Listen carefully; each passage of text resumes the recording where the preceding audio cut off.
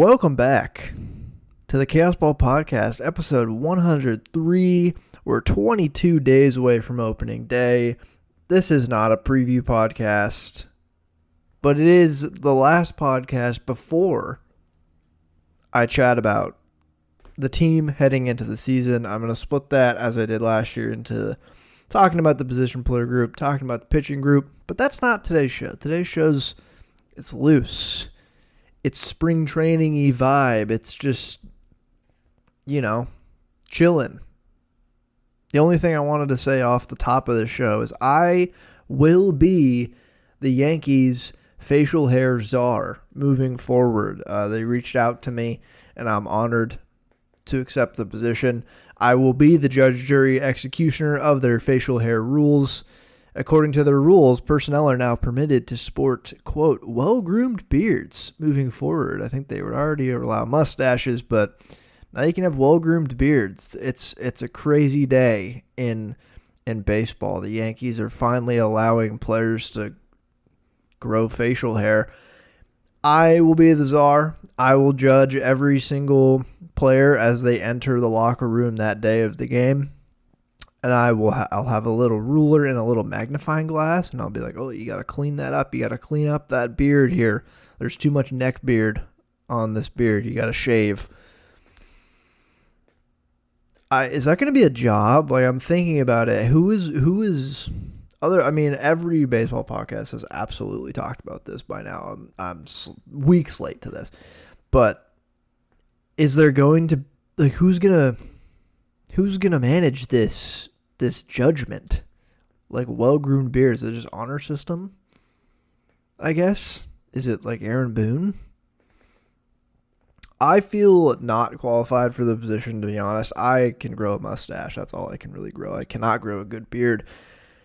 So maybe I'm not qualified for the position, or maybe I'm the most qualified for the position because I don't have the temptation of growing a huge grizzly beard, so I won't get swayed by any player's attempts to say it's well groomed. Like Brandon Marsh, obviously, he couldn't be on the Yankees with that beard that he has. But I just want to see the limits of what well groomed actually means, and we'll see. I thought that was just what a silly rule to begin with. It's just ridiculous.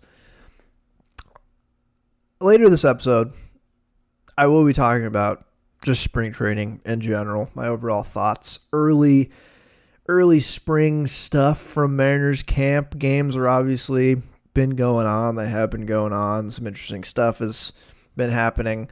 The challenge system, I'll talk about the ABS challenge system I have before.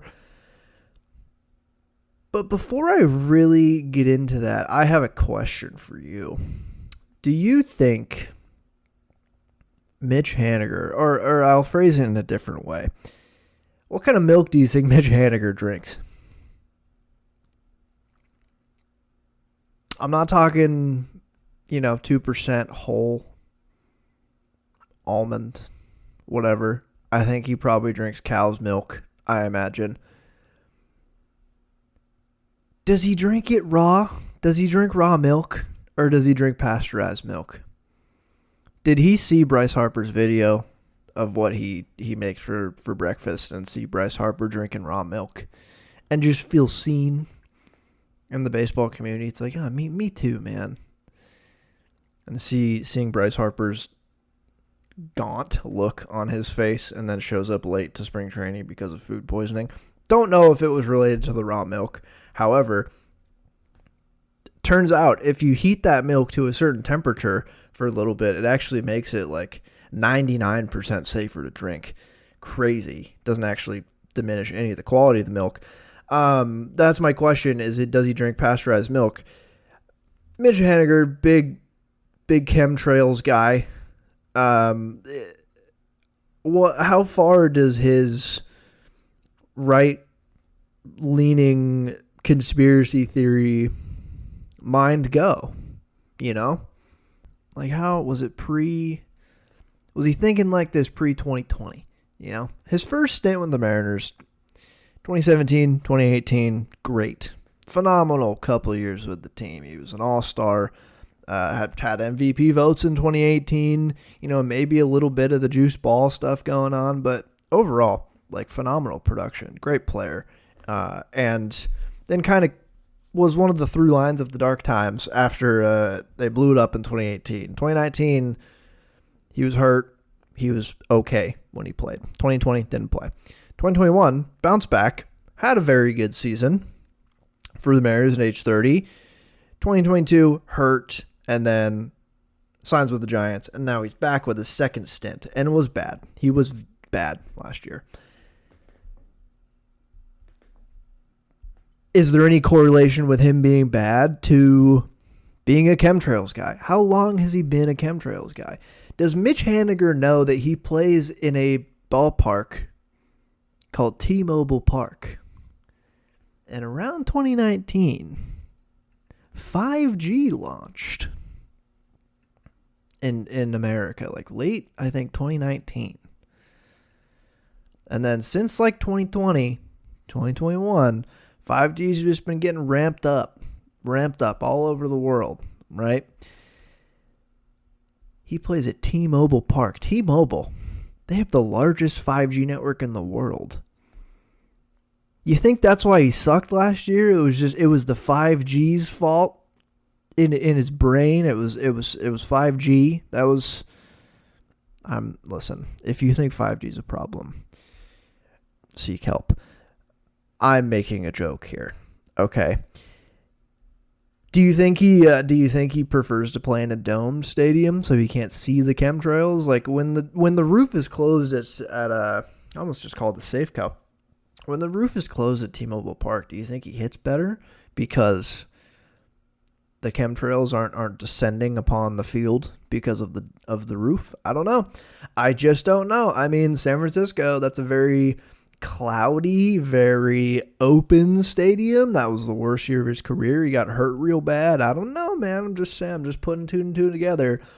Back to my original question. I think he definitely drinks raw milk. I'm like almost certain that he drinks raw milk. And Mitch, if you're listening, buddy, please. I know a trick to make that milk just taste a little bit better.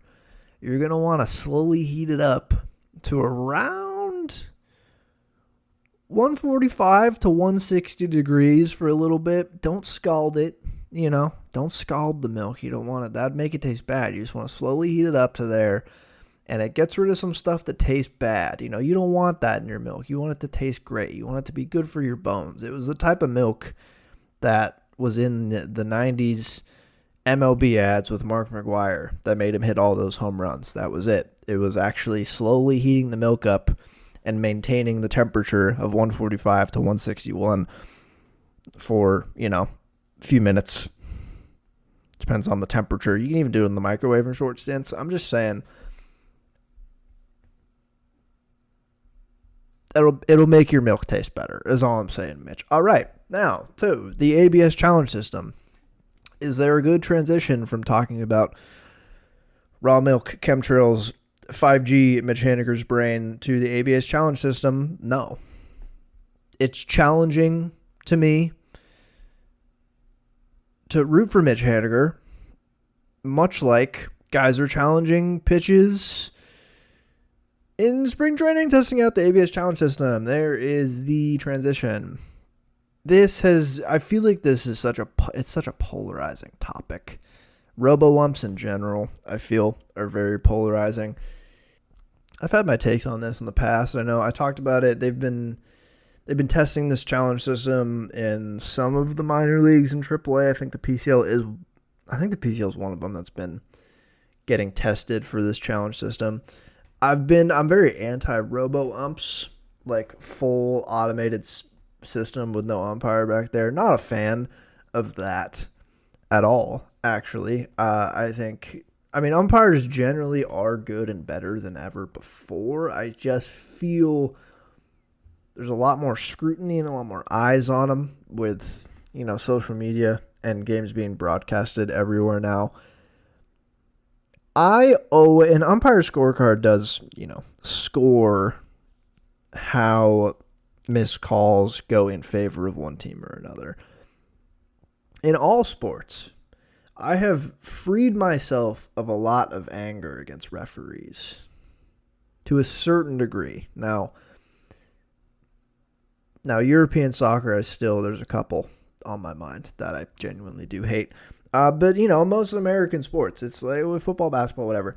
I generally think what comes around goes around. You'll get a call that's very beneficial. You won't get a call. You'll get a call that goes completely against you. I think it generally balances out at a certain point. I don't super get mad at ball strike calls anymore, particularly because I've read and listened the past couple of years to people talking and writing about how inconsistent zones are just across the league. And this is zones that you can see on like the MLB at Bat app. This is zones you can see on Baseball Savant. Zones that are on your local broadcaster. So like Root Sports, they have their own zone. Is it still the Emerald Queen Casino zone? I don't know if it is anymore, but you know what I'm talking about. These zones are all like unique to a certain degree. They're not the same. There's not a standard. Like there technically is on the rule book, but these zones are all different. So when a ball is shown on the screen as hitting the zone, but the umpire called it a ball, the umpire might be correct by the letter of the law. We just don't know because on the screen, according to Root Sports' zone that they have, it was a strike. And part of what makes that tough, obviously, is guys are different sizes. The zone for Aaron Judge is quite a bit larger than the zone for Jose Altuve. Should it be? Probably. But worth a conversation. So the biggest consternation I had with, automated strikes and balls in general was that. Where are we going to standardize the zone? Because Major League Baseball doesn't have a tremendous track record of transparency when it comes to I don't know how to put this, the variables that go into, baseballs, let's say. Let's just take how they make baseballs, for example.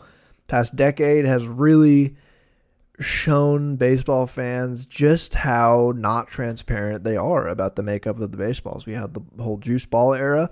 Since then, it's like, what baseball are we getting this season? We can't have that if the automated ball strike challenge system ever gets implemented.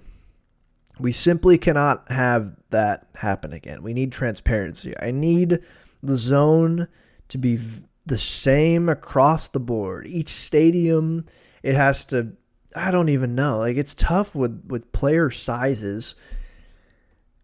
And again, in the rule books, there is like a zone. There is a technical definition for this zone. Like the official definition on MLB.com. The official strike zone is the area over home plate from the midpoint between a batter's shoulders and the top of the uniform pants when the batter is in his stance and prepared to swing at a pitched ball, and a point just below the kneecap. In order to get a strike call, part of the ball must cross over part of home plate while in the aforementioned area. There's just so much room for interpretation there. I think the fact that it is unique per player, per stance, they can't even really they can't take a player's measurements and automate a zone specifically for them. Because what if they, guys make tweaks to their stances all the time in the middle of the season. A stance can make a player a couple inches shorter, a couple inches taller. So variable is the zone. That's really my biggest question mark heading into the future of implementing a challenge system. So full robo-umps, it doesn't look like it's going to be a thing, and I'm glad. I like the aspect of umpires still calling balls and strikes. And again, they've gotten much better at this. They still make mistakes. They'll still make plenty of mistakes. I do like that human aspect of the game. It's why I like this challenge system. I like that you don't have to challenge every pitch. You don't have an infinite amount of challenges, so there's still going to be a human element of umpires calling balls and strikes. And the other thing I like about it is players do it. It's not a challenge flag thrown like in football, or even when a team challenges like an out call on the base path, which they've gotten better at improving and going quick. I like that it's the player doing it themselves. It's like tennis. A player can just challenge it. It's 5 seconds on the screen to see if it was a ball or a strike. Bing, bang, boom. There you go. And then along with the zone being somewhat standardized and having, I just need it to be the same and presented the same way across all platforms, hopefully, with this challenge system, is like, what is a strike? Is the strike any part of the pitch touching any part of the plate in the zone? Or does it have to be like a percentage of the ball over the plate? Because the way I interpret the zone now, and I think how it's interpreted, is any part of the pitch touching any part of the zone is a strike. So it could be a 1/100th of the baseball clips the zone. It's a strike technically. I feel like that should be up for debate a little bit if we do implement more precise zonal tracking. And I don't even know if I love the challenge system. I like it. I think I've said I loved it in the past. I love it compared to just full on robo umps. I like this idea. I like that it's quick. I like that the player has to tap their little helmet or hat to challenge it. It's just fun. So I don't know. I didn't even know if I want it.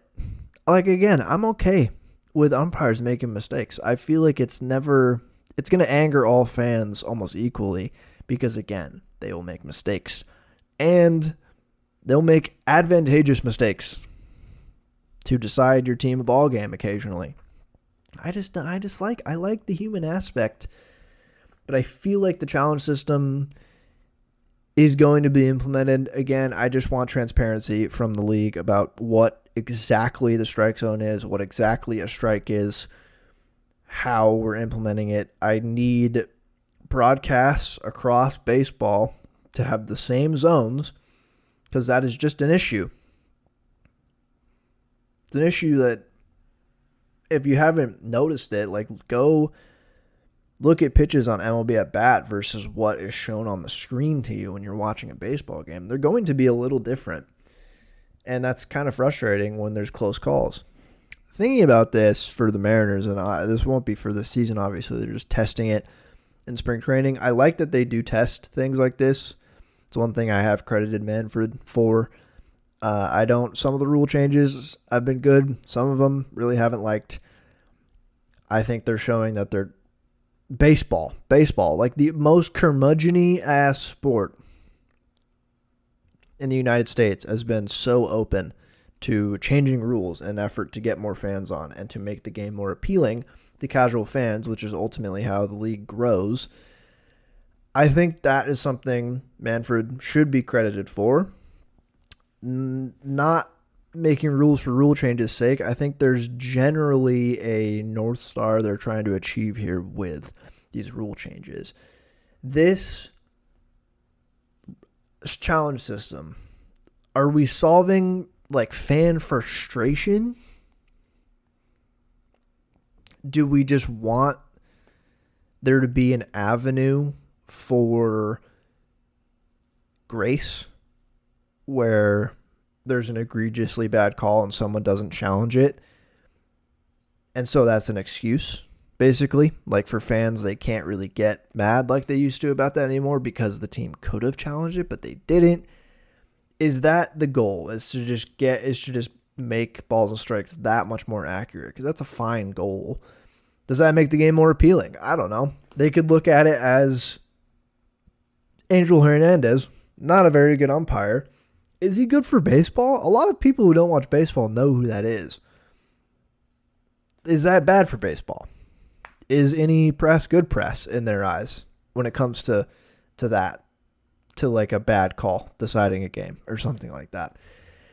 I don't know. I just want transparency from the league. Is all I want. If this is ever implemented, I want the zone to be the same every single season. I don't want it to be changed like the baseball and have it be secretive. This would be harder to keep secret than the baseball because we can literally see the zone. I mean, baseballs we can measure and everything, but there's still an air of mystery. I think there would be less mystery around this. I just want transparency. I want rationale. And then I also want to know, is Cal Raleigh going to let the Mariners pitchers challenge? I'm inclined to believe on the offensive side, Scott Service would have probably just let his guys challenge whenever. Maybe they would have had a general strategy. But Scott was big on, I mean, we saw it with like Julio coming up and getting Randy on the team and like Eugenio Suarez. He was huge on guys coming to the team and just letting them play how they want to play the game. There wasn't it wasn't like the Yankees. There wasn't facial hair rules. It wasn't, we play the game this way. We don't argue like this. No. Scott Service, what I really did like about him was he let his guys just kind of do their thing. He let Robles be the one-of-one person that he is on the baseball field and off the baseball field, and it worked for him. I think that's a really cool way to manage a group of adults, is to just kind of let them do their thing. Is Dan Wilson going to be similar? I'm inclined to believe yes. He's going to be somewhat similar and not policing how his team is going to play, but is there going to be a strategy given if this is ever implemented? Like, hey, don't challenge before the 7th inning or something like that. I don't know. It's interesting. The challenge system would come with a lot of interesting, like, strategic thinking in my eyes. So that's at least something to think about. And then, yeah, get back to the pitching. Like, I feel like Cal Raleigh would just say, no. You guys are not allowed to challenge. I challenge the calls. I know more than you. And they might, I mean, I've seen how they talk about him, the pitchers. I think they would just be okay with it. I think they'd be like, fine, all right, Cal gets the challenge and I don't. Whatever. So it's interesting. I'll stop talking about the challenge system. We'll see if it ever gets implemented. I like that they're trying it out. But spring training, good place to try it out. Low stakes. Guys just kicking around, having fun, working on their game a little bit. My overall thoughts on spring training, if you are new here, which I know some of you are, I don't know why I feel like more and more of a curmudgeon every time spring training comes around. I don't know what it is. Actually, you know what? Maybe I do. Maybe I do know what it is. I've never been to spring training. It's something I want to do. It's something I've never done. I have plenty of life ahead of me. I will be going to spring training at some point in my life. I do want to go next year, which would be fun. But I've still never been. And so when spring training comes around, I'm very glad that baseball's back. I'm glad to be seeing, pitchers throwing bullpens and guys hitting on backfields like Andres Munoz pitching to Julio on a backfield is in a sim game. Like, that's super fun to see, like, videos on social media about that. It's refreshing after what feels always just kind of like a slog of an off season, particularly if your team doesn't play in October often, which, we're familiar with. It is like a nice breath of fresh air. Like, I will throw on some spring training in the background because hearing baseball in the background just improves my quality of life. I don't really tune in too much to the actual spring training games or stats necessarily. And I just can't get it up for watching spring training games. Now, again, if I was in Arizona watching baseball, I would love that. I would love it. I love watching live baseball at, any level. I love watching live baseball being played. Every year comes around, I just can't bring myself to sit down and tune into like a Mariners spring training game and like watch it intently and tweet about it like I do with 162 between April and October. Like, I am, trying to tune in for basically every single game. I can't bring myself to do it for spring training. Really, I just can't. So I follow what guys are doing. I do find it way more interesting when I turn on a game and like Colt Emerson is in the game, Laz Montaz is in the game, something like that. I think that's fun just to see these guys next to other big leaguers, knowing that we could be seeing them in the coming years for the big league club. It's fun. And then I just am a big proponent of I don't take anything too big away from spring training. Talk about this every single year, but I'm talking about it again because I know there are, some new listeners who maybe don't know my thoughts on spring training. Simply don't care about spring training OPS, hits, ERA, even like strikeout numbers. Could not care less. It does not indicate anything about what is going to happen in the season, especially in Arizona. In Arizona, you're at a higher elevation. The weather is a little bit warmer. Generally more offense friendly if you just factor that into what some guys do. But raw stats like that, it's like, I just don't care. It never translates. There's just no correlation to a guy raking in spring training to raking in the subsequent months at the major league level. I mean, like, if Shohei Ohtani rakes in spring training, yeah, he rakes. We've seen him do that already. It's when, like, prospects or lesser known guys like hit really well in spring training. I always feel like a wet blanket being like, no, I just don't take anything away from that. Like, even let's look at like what Lazaro Montes has done so far in spring training. He has hit a few home runs. He like leads the team in RBIs. Fun, sure. We saw his power. We saw that home run he hit to straightaway center off the batter's eye. I was like, okay, good Lord. He has a lot of power. We knew that. If we're looking at his end of season OPS and being like, yeah, this guy should start in AAA. No. Like, that's not how this goes. So I always feel spring training, it's always big grain of salt. Take things with a grain of salt hours. The stats I do tend to look at from spring training is velocity numbers on both sides of the ball. Exit velocities and pitching velocity. And then on both sides of the ball, the only other thing I really do look at is like mechanics. And I'm no expert, so I generally look to people who are like, he did this to his mechanics, hitting or pitching. So guys like Julio this season looks a lot more upright like he did at the end of last season when he was hitting well after Dan and Edgar came in, hitting the ball up the middle a lot more line drives. He looks a lot more like just upright. He's not falling over after whiffing on a pitch trying to pull a hard fly ball. Like, he looks a lot more upright in his stance in spring, which is what he looked like in September.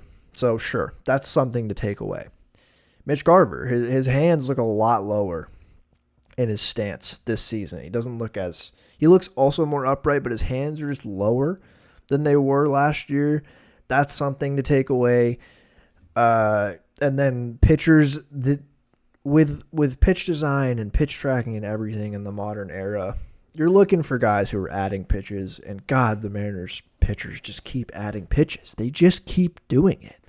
It's insane. But you're looking for velocity. If a guy adds a new pitch, how much he throws in the spring, what it generally looks like, that type of thing. That's the only thing I really care about in spring training is that, to be honest.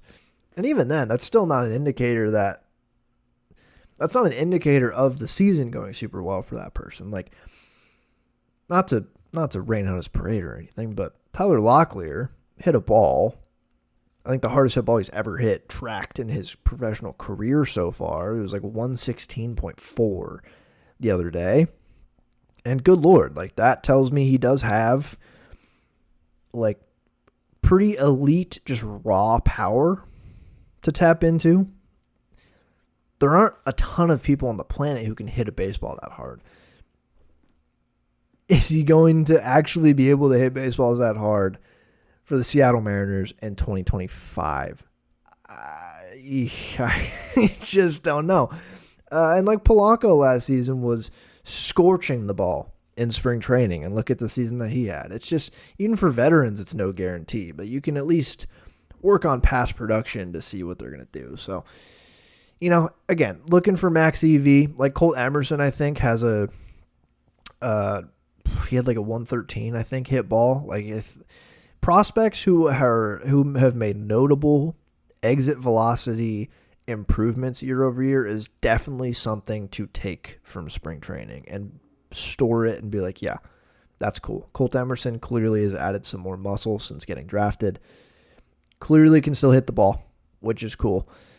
And yeah, that's basically that. Like, Matt Brash hit 92 in a bullpen on the gun at the start of spring training. That's phenomenal for where he's at right now. He's not supposed to be back until June, I think. And hitting 92 is very good for the stage of rehab he's at right now. Like, Gabe Spire hit 97 miles an hour. That's a really good sign going into the year because he was hurt most of last season, did not look good. And the fact that he's hitting 97 this early in the year means he's clearly healthier than he was last season. I hope he stays that way, knock on wood. That is something that's awesome to see. Again, not an indicator of production, but that's cool. I think I just need to go to spring training. I think I need to go to spring training and capture the magic of spring, because when I'm at home, I never quite feel it. But what else have guys done this spring? Andres Munoz, he's working on he has a kick changeup now, which isn't pretty stupid. Kick changeup is the new it pitch. I think it's like the sweeper was a couple years ago. And I feel like everyone had a splitter coming into last season. Kick change, been around for a while. I think it's just with different pitch types and stuff like that now. There's a lot more pitch classifications, and we can really label pitches very specifically now with pitch tracking and everything. So kick change, Hayden Birdsong of the Giants came up throwing this last season, and a lot of guys have thrown this in the past. I think Clay Holmes, I believe, also has one this spring. So does Andres Munoz. It's a changeup that you spike with, I believe, your middle finger. It looks like a splitter, but it's thrown as essentially a changeup, but it very splittery movement with spin of a changeup, so it just kind of drops off and a little bit of arm side movement. Andres Munoz throwing it at probably 90 miles an hour is stupid. That is insane. So the reactions to him throwing it were awesome. Like, all the beat writers were like, oh, it's insane.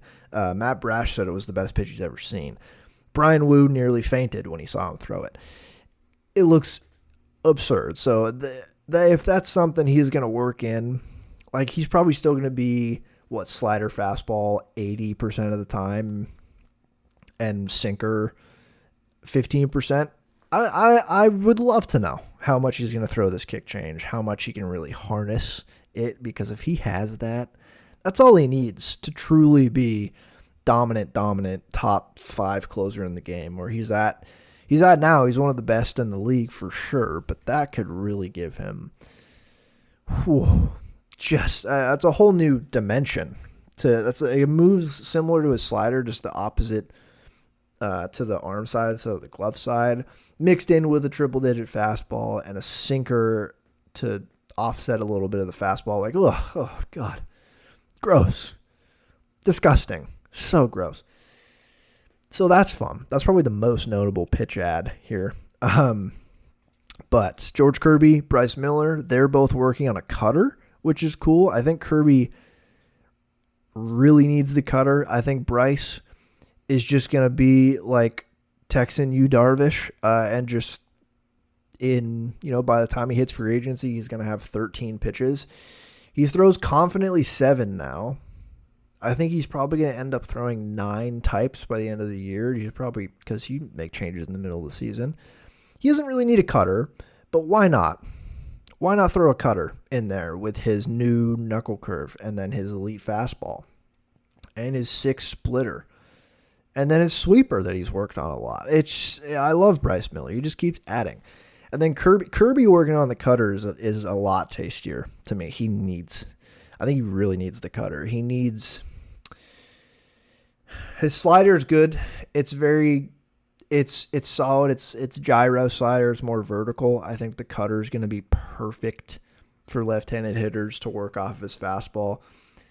And what's tantalizing about the cutter is if you have the command of a George Kirby, so elite, and you can put it just outside of the zone or in the zone on the inside part of the plate to left-handed hitters, it is virtually an unhittable pitch. Like maybe Shohei Ohtani could get to it because he's possessed, or Juan Soto maybe.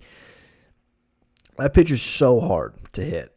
And working off of his fastball, it doesn't move that much dramatically more than a fastball, but just enough to get under the swing plane. Ooh, I'm exciting myself. Like he needs that fastball to confidently work outside of the zone and get more swinging strikes. Because what his four seam doesn't generate like a ton of swinging strikes out of the zone. He can put it wherever he wants.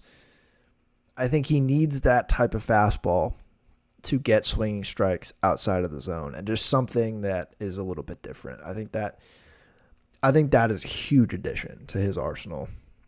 Logan Gilbert, he also has a lot of pitches now. He unveiled the splitter a couple years ago. He was like the first of the young guys to work on the splitter, and then Kirby did it, and then Bryce Miller did it. But now he has his great fastball, his slider, which has sneaky been his best pitch the last couple of years. He has a more traditional, he's always had kind of a traditional curveball, but now he's throwing a death ball, which Kumar Rocker of the Rangers came up throwing a death ball. It's like a traditional curveball, but harder and a little less movement, but just dies like it just a death ball. So it's hard to even describe. It's like a splitter and a slurve had a baby, I guess. It's just a hard curveball. It's just a harder curveball, so that's super interesting. Just drops off at the end, not as lofty. And then he also apparently is a splinker. Like he's working on I don't think it was categorized as a splinker, but it looked like a splinker. Something Paul Skeens throws that is a sinker, but with a lot more downward movement.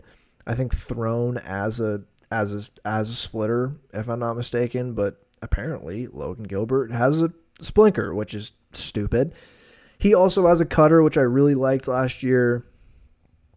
If he starts throwing a splinker, Jesus, God, I'm so excited. I'm so excited to watch this pitching staff this year. They come into spring with so many new pitchers, and then Luis Castillo is just the biggest, I don't know what he's going to do. He's just going to be himself, and I like that. And then Brian Wu is just, hey, look at my fastball. Try to hit it, but you can't. And he's usually right. You usually just can't hit his fastball. He is the youngest in his career out of these guys. He hasn't added that many pitches, especially compared to Kirby, Logan, and Bryce. He hasn't made as many pitch changes, but his characteristics on his fastball are so elite that it's almost like he just doesn't need to, which is pretty awesome. Other pitchers, what have they been doing?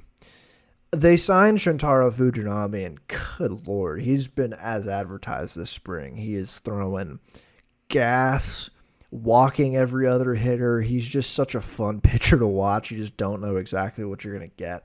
I think he's going to be fascinating to probably start in AAA. I really hope they hold on to him. And obviously, if he's able to command his pitches even a little bit, that could be a huge asset in the bullpen. Not expecting him to at all. I'm not even expecting him to be on the team past June, but if he is, that would be sweet. Just because he offers, God, his stuff is tantalizing. On the offensive side, I said Spire hit 97. On the offensive side, I mean, Las Montes again has hit a couple home runs, which has been cool. Victor Robles hit a ball 112.4 miles an hour, which is, I think, his hardest hit ball since 2017, which is pretty sweet. Oh, the only other stat that we can track now that I do take some away from is the bat speed tracking data, because that's obviously going to carry over to the season.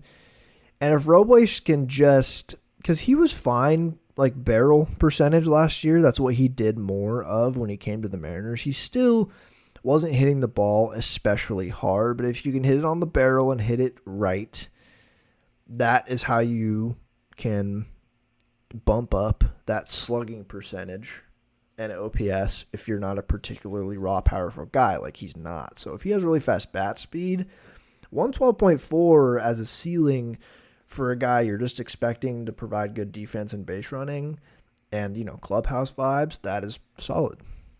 I said Locklear hit a ball 116. That's cool. Ben Williamson has had some really, really hard hit balls in spring so far, which is notable for sure. And I think I will talk about Ben Williamson. I don't want to get hung up on any other spring stuff. But Ben Williamson, he's having a good spring. And, offensively, fine. Offensively, a fine spring. Some hard hit baseballs. Defensively, looking like just a third baseman, which is good. That is a good thing. He's looking like a good defensive third baseman.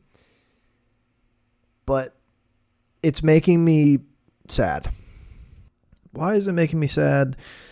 Well, this isn't supposed to be the third base prospect that we are clamoring for in a contention window.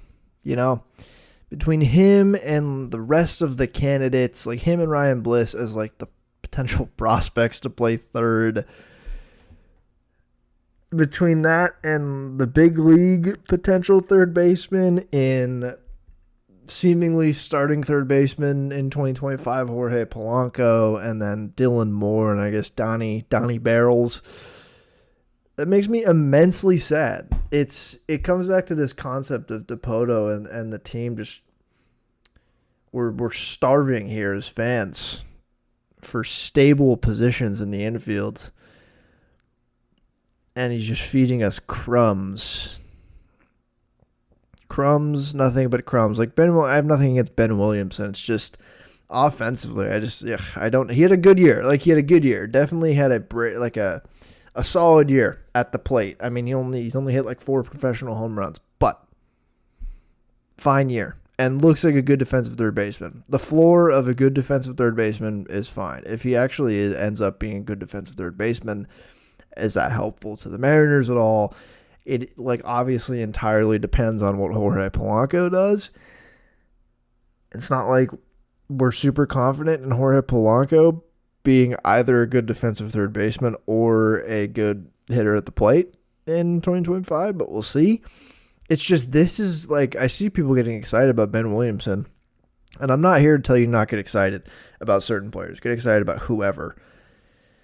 But the offensive outlook for Ben Williamson at the big league level, especially this season, is bleak. He looks at best like a PCL masher this season, and then hopefully just defensive utility if he ever gets called up. If he mashes in the PCL, definitely worth a shout in the big leagues. But I worry he's a quad A hitter, ceiling and floor of just a third baseman who could play defense.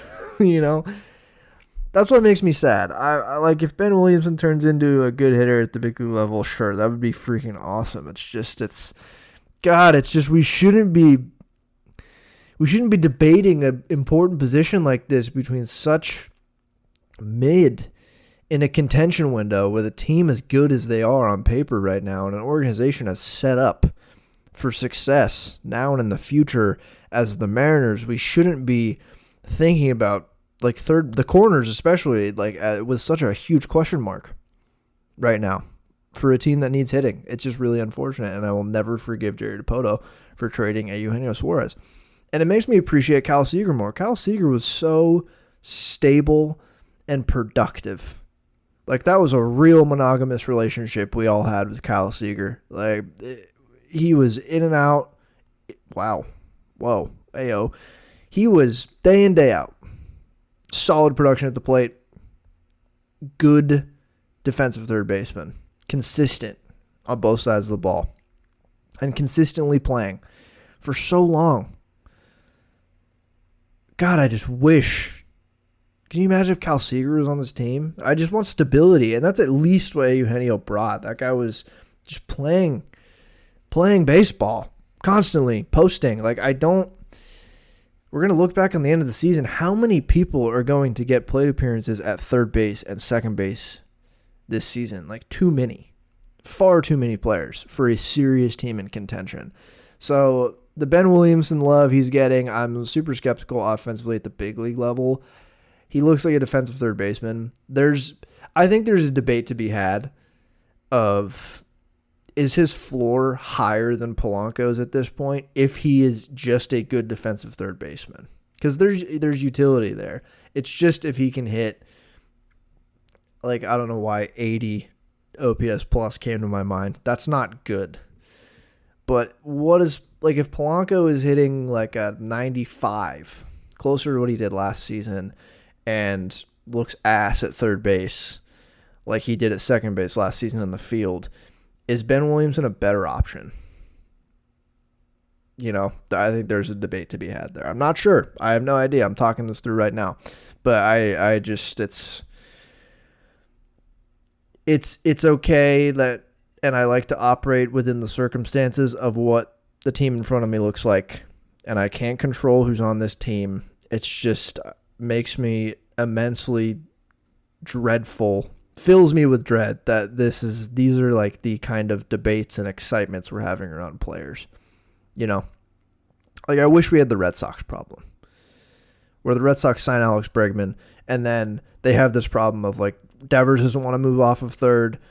Bregman's a really good third baseman. They're probably going to play him at second. He's going to be a good second baseman. That blocks one of their top prospects, Christian Campbell.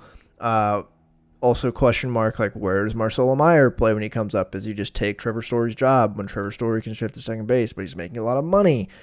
And then they have other useful infielders, that are looking for a spot, but you can't move Devers to first base because of Tristan Casas, who's there and young. Like they have similar problems to the Mariners of like where are these guys going to all play and how are they going to get the most out of them, but completely different set of players. Like it's the same problem on face value, but you look at it deeper and it's like, oh my God, I wish I had that problem of these guys are all really good. Where do we play them? The Mariners is who is good enough to play these positions. So this Ben Williamson discourse, like it's made me upset because I have to take a step back and be like, oh yeah, we're debating, we're going to be in May and there's going to be a conversation if Polanco is not hitting or doesn't look great at third base. And depending on what Ben Williamson is doing in AAA, there's going to be a conversation to be had. And again, it's not a conversation we should be having for a team that seemingly wants to compete right now with a pitching staff as good as it is, with an outfield as potentially the best outfield in baseball, as good as they can be, with the bullpen set up for success. Like your positions up the middle are pretty much set, and you could be way worse off than you are up the middle right now. Infield, sure, a little iffy, but like Julio, Cal, and then JP, if he's back to just being somewhat of a normal JP production, that's good. And the second base is like, whoever fits there utility-wise. You could be way worse off up the middle. The corners fill me with dread. That's all. They just fill me with dread. And then the Ben Williamson production in spring training has cropped this up and made me sad. So I just wanted to mention that. I'll end here with something I forgot to mention earlier about my spring training, waxing over my thoughts on spring training. And I tweeted about this yesterday because I tweeted this in March 21st, 2024. The Cooper, and I think this was in response to Jared Kelenic having... No, it wasn't. I think it was different. Cooper Hummel. Remember Cooper Hummel? That potentially very dynamic signing of that defined the 2023 Jared Dipoto offseason. His spring training stats in 2023, he raked, man. 40 at-bats. He had 4 home runs, 9 RBIs, 4 stolen bases, 9 walks to 19 strikeouts. He slashed 275, 420, 675. That is almost an 1,100 OPS. Where's Cooper Hummel now? What did he do in 2023 for the Mariners? Nothing. Sorry if you're listening, Cooper Hummel. But just, again, that just drives my point home. I think like John Jaso had like a 1,300 OPS in spring training in like 2012 or something. Like there's just always outliers of guys who rake, and then never really an indicator of the season to be had. But I'll end it there with that fun little Cooper Hummel stat to make you feel good about yourself and the Mariners right now. But I will be back next time debating whether or not to do the position player group preview first or the pitching players. What? Pitchers first.